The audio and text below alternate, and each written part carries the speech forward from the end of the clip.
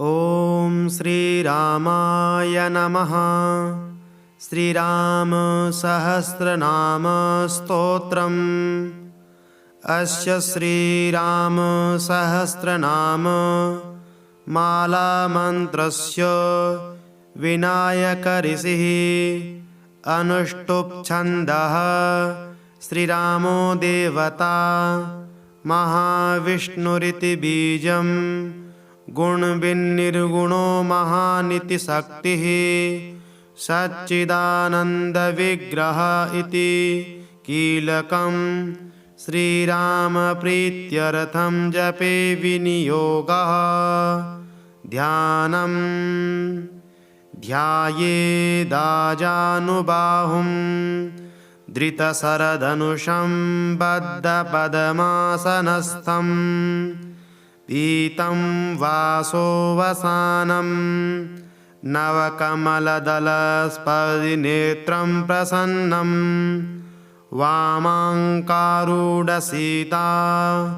मुखकमलमिलल्लोचनं नीरदाभं नानालङ्कारदीप्तं ददतमुरुजटामण्डलं रामचन्द्रम् नीलाम्बोदरकान्तिकान्तमनिशं वीरासनाध्यासिनं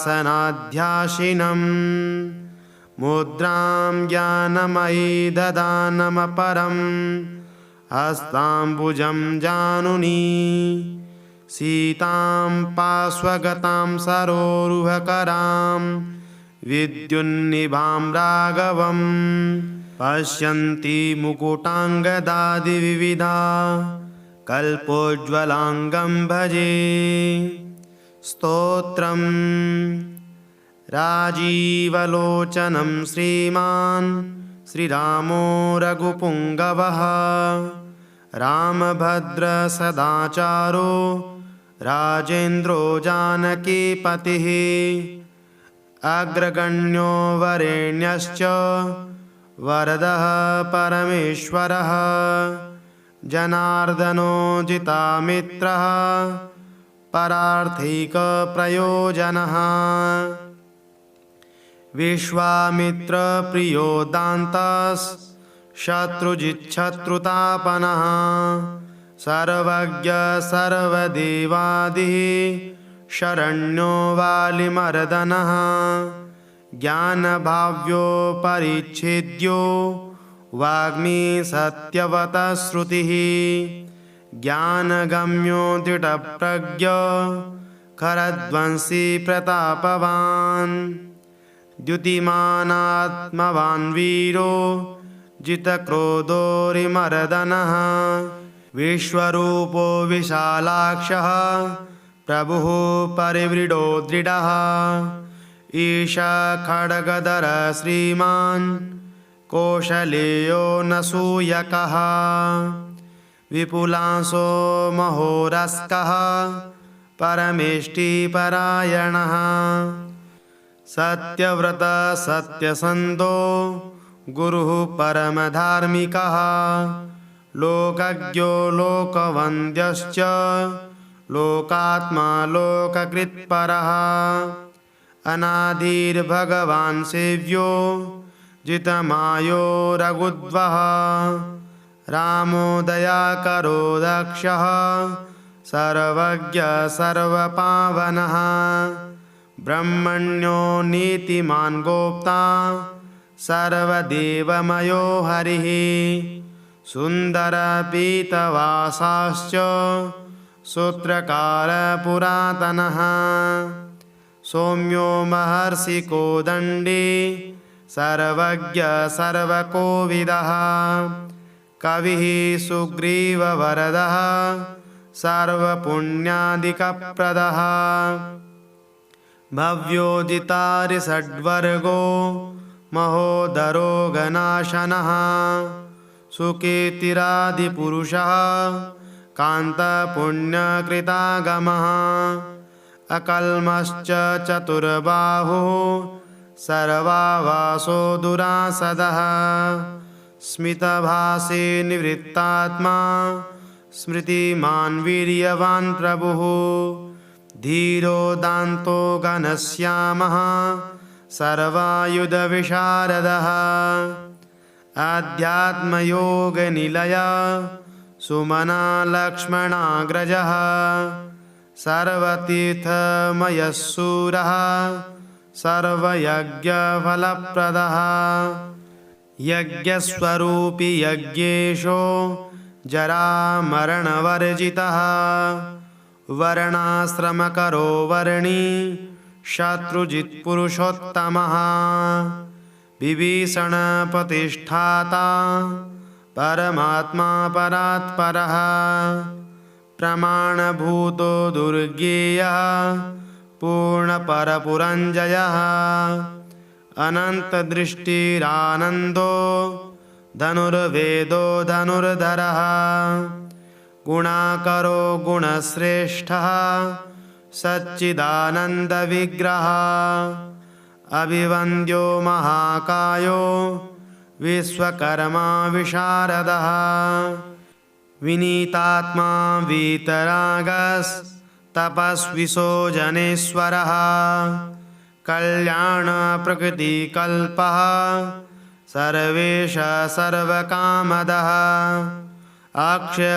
अक्षयपुरुषसाक्षी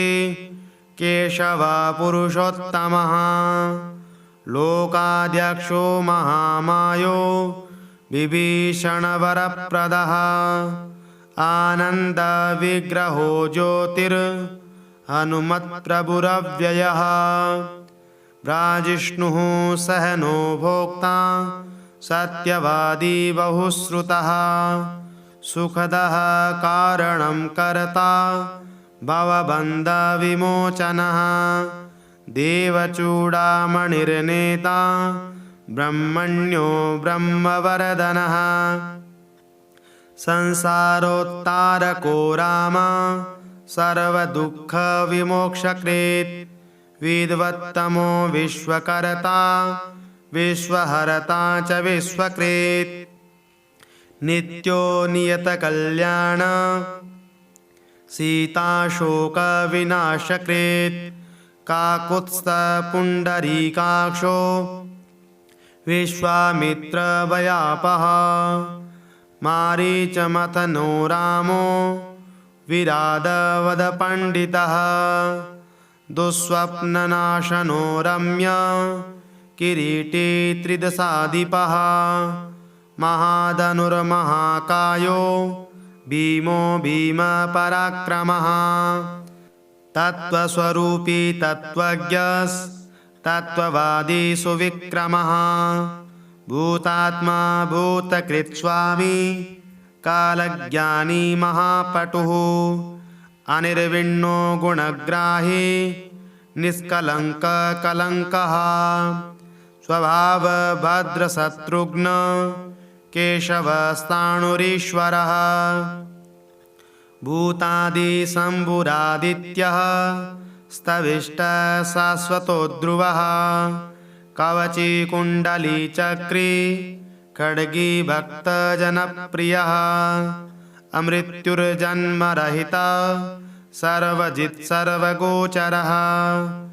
अनुत्तमो प्रमेयात्मा सर्वादिगुणसागरः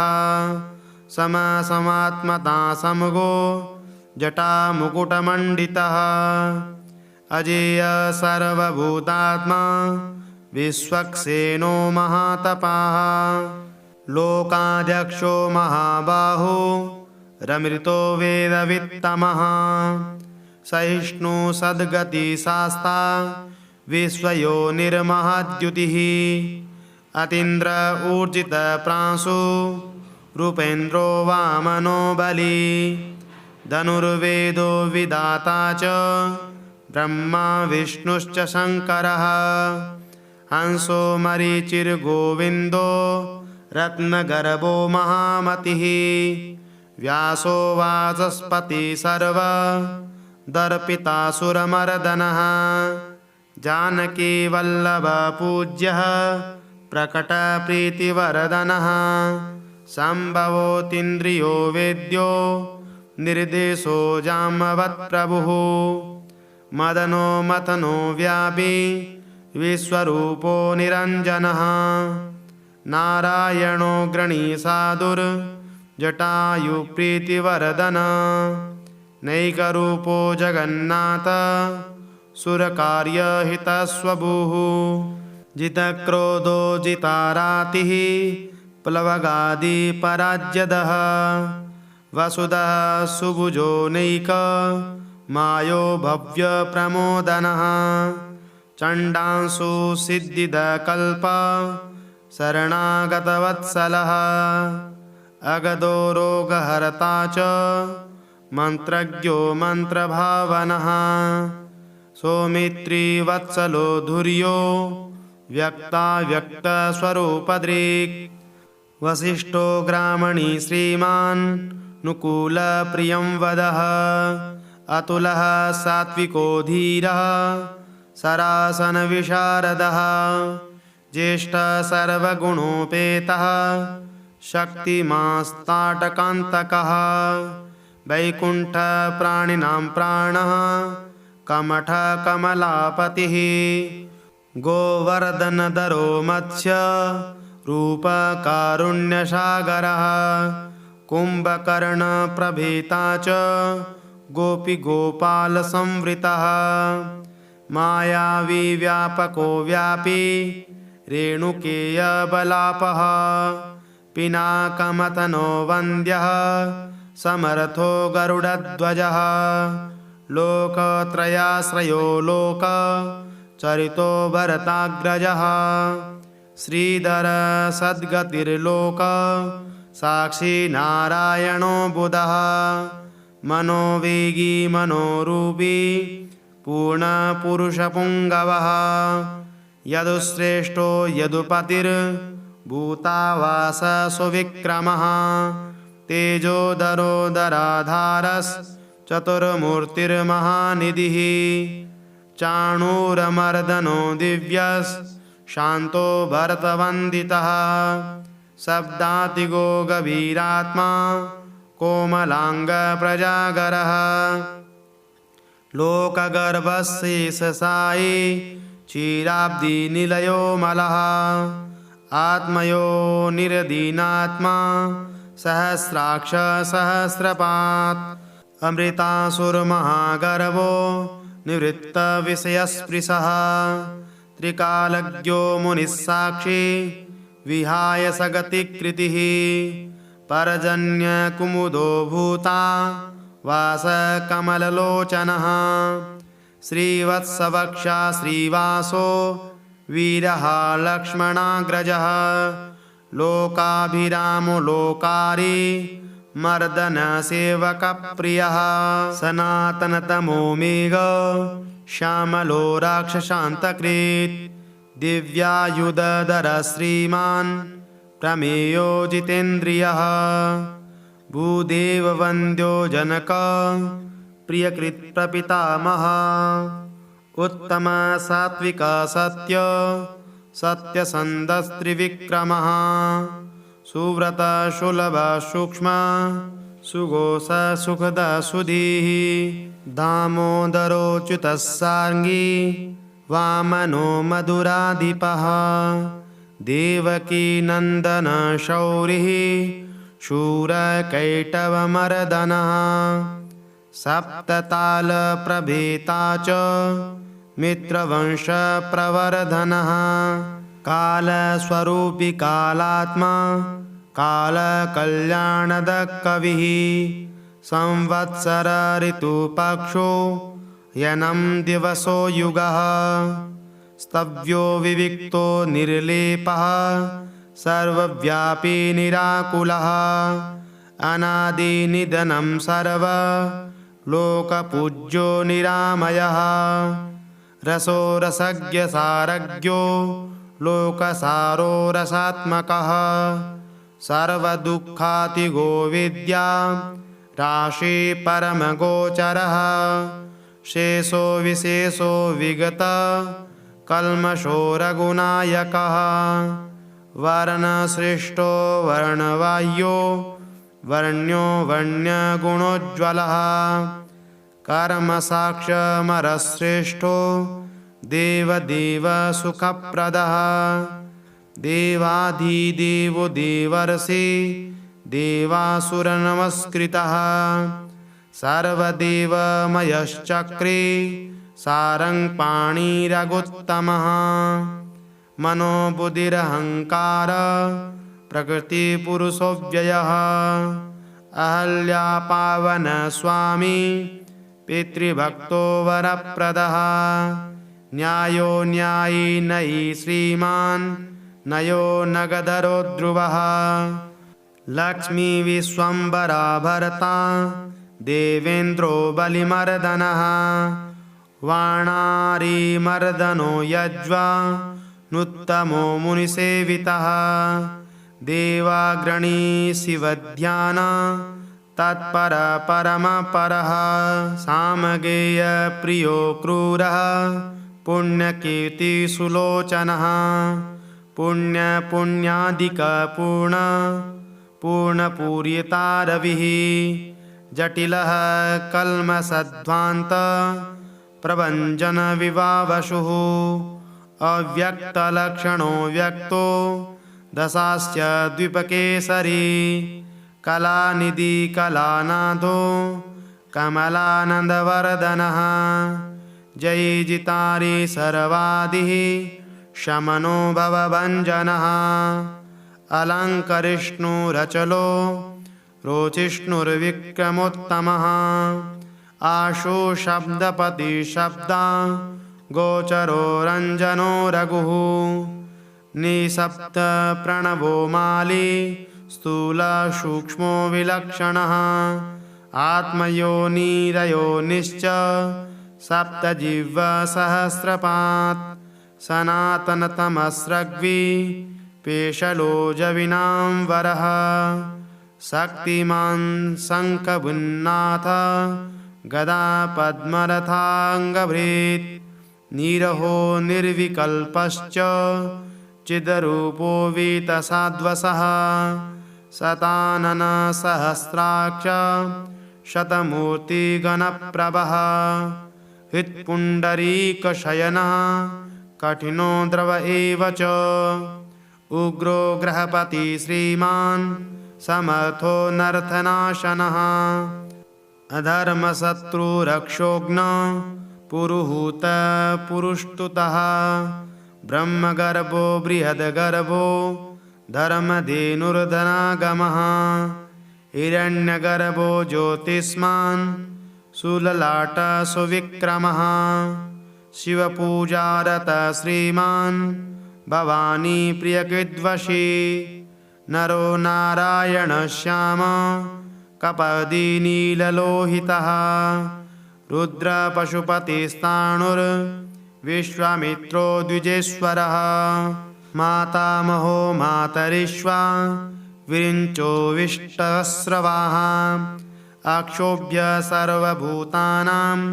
चण्डसत्यपराक्रमः वारखिल्यो महाकल्प कल्पवृक्षकलाधरः निदागस्तपनो मोग शलक्ष्णपरबलापहृत्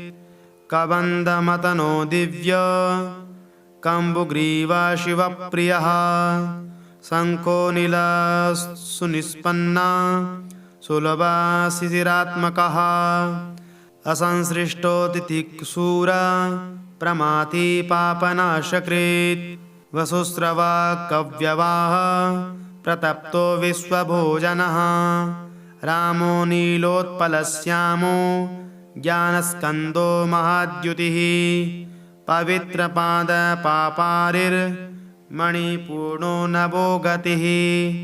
उत्तारणो दुष्कृतिः दुर्धर्षो दुस्सहो वयः अमृतेशो मृतवपुर्धर्मी धर्मकृपाकरः भर्गो विवस्वानादित्यो योगाचार्यो दिवस्पतिः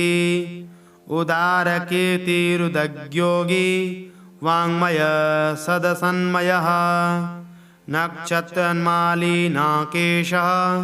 स्वाधिष्ठान षडाश्रयः चतुर्वर्गफलो वर्णी शक्तित्रयफलं निधिः निदानगर्वो निर्व्याजो गिरीशो व्यालमर्दनः श्रीवल्लभ शिवारम्भ शान्तिभद्रसमञ्जसः भूषयो भूतिगिद्भूतिर्भूषणो भूतभावनः अकायो भक्तकायस्थः कालज्ञानी महावटुः परार्थवृत्तिरचलो विविक्तश्रुतिसागरः स्वभावभद्रो मध्यस्थ संसारभयनाशनः वेद्यो वेद्यो वियद्गोप्तां सर्वमरमुनीश्वरः सुरेन्द्रकरणं कर्म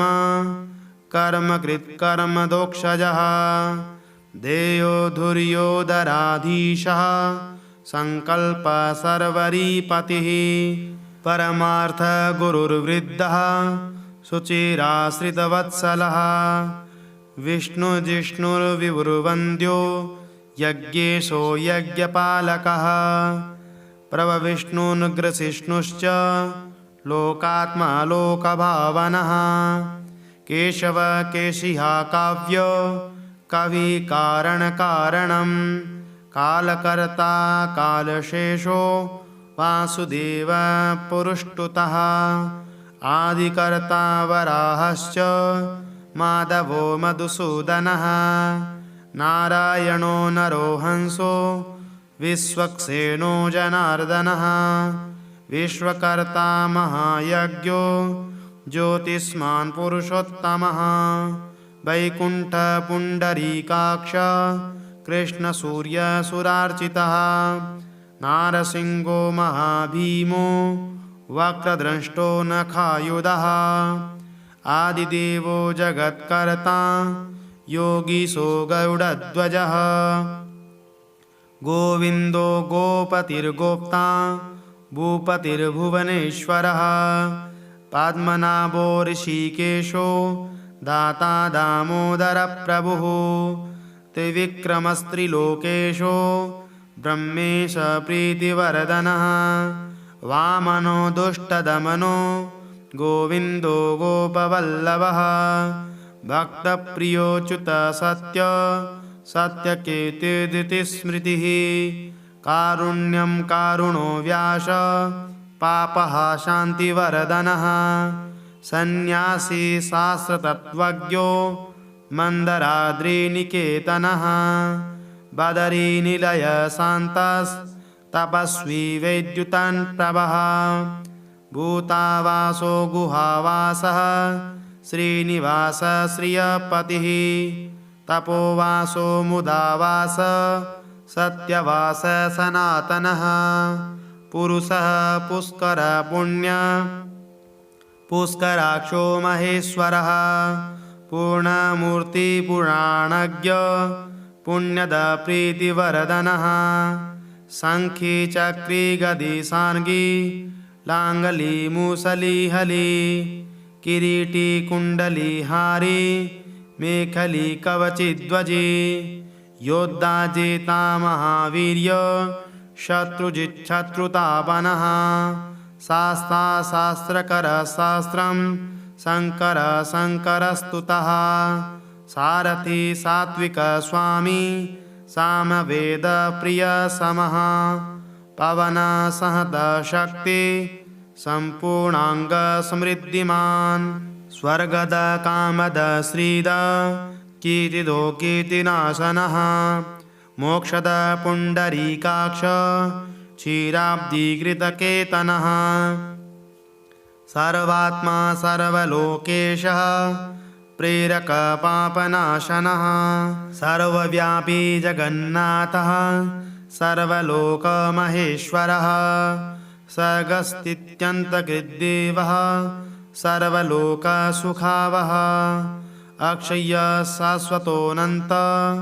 च वृद्धविवर्जितः निर्लेपो निर्गुणसूक्ष्मो निर्विकारो निरञ्जनः सर्वोपाधिविनिर्मुक्तः सत्तामात्रव्यवस्थितः अधिकारी विभुर्नित्यः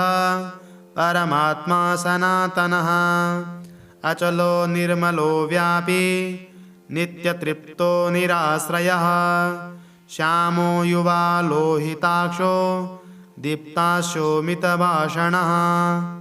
आजानुबाहुसुमुखः सिंहस्कन्दो महाभुजः सत्यवान् गुणसम्पन्नः स्वयं तेजसुदीप्तिमान् कालात्मा भगवान् कालचक्रप्रवर्तकः नारायण परं ज्योतिः परमात्मा सनातनः विश्वशृङ् विश्वगोप्ता च विश्वभोक्ता च शाश्वतः विश्वेश्वरो विश्वमूर्तिर्विश्वात्मा विश्वभावनः सर्वभूतहृच्छान्तः सर्वभूतानुकम्पनः सर्वेश्वरेश्वर सर्व श्रीमानाश्रितवत्सलः सर्वग सर्वभूतेशः सर्वभूताशयस्थितः अभ्यन्तरस्ततमसश्चित्ता नारायणपरः अनादिनिधनस्रष्टा प्रजापतिर्पतिर्हरिः नरसिंहो ऋषिकेशः सर्वात्मा सर्वदृग्वशी जगतस्तस्थु कश्चैव प्रभुर्नेता सनातनः कर्ता धाता विधाता च सर्वेषां प्रभुरीश्वरः सहस्रमूर्ति विश्वात्मा विष्णुर्विश्वदृग्व्ययः पुराणपुरुषस्रष्टा सहस्राक्ष सहस्रपात् तत्त्वं नारायणो विष्णुर्वासुदेव सनातनः परमात्मा परं ब्रह्म सच्चिदानन्दविग्रह परं ज्योति परं धाम पराकाश परात्परः अच्युत पुरुष कृष्ण शाश्वत शिव ईश्वरः नित्य सर्वगतस्थाणु रुद्र साक्षी प्रजापतिः हिरण्यगर्भ सविता लोककृल्लोककृद्विभुः राम श्रीमान् महाविष्णुर्जिष्णुदेवहितावः तत्त्वात्मा तारकं ब्रह्म शाश्वत सर्वसिद्धिदः अकारवाच्यो भगवान् श्रीर्भूलीलापति पुमान् सर्वलोकेश्वर श्रीमान् सर्वज्ञ सर्वतोमुखः स्वामी सुशीलसुलभ सर्वज्ञ सर्वशक्तिमान् नित्यसम्पूर्णकामश्च नैसर्गिकसुखी कृपापीयूषजलधिः शरण्य सर्वदेहिनां श्रीमन्नारायणस्वामी जगतां पतिरीश्वरः श्रीशरण्यभूतानां संश्रिताभीष्टदायकः अनन्त श्रीपतिरामो गुणभिन्निर्गुणो महान् श्री आनन्दरामायणे वाल्मीकीये श्रीराम सहस्रनाम स्तोत्रम्।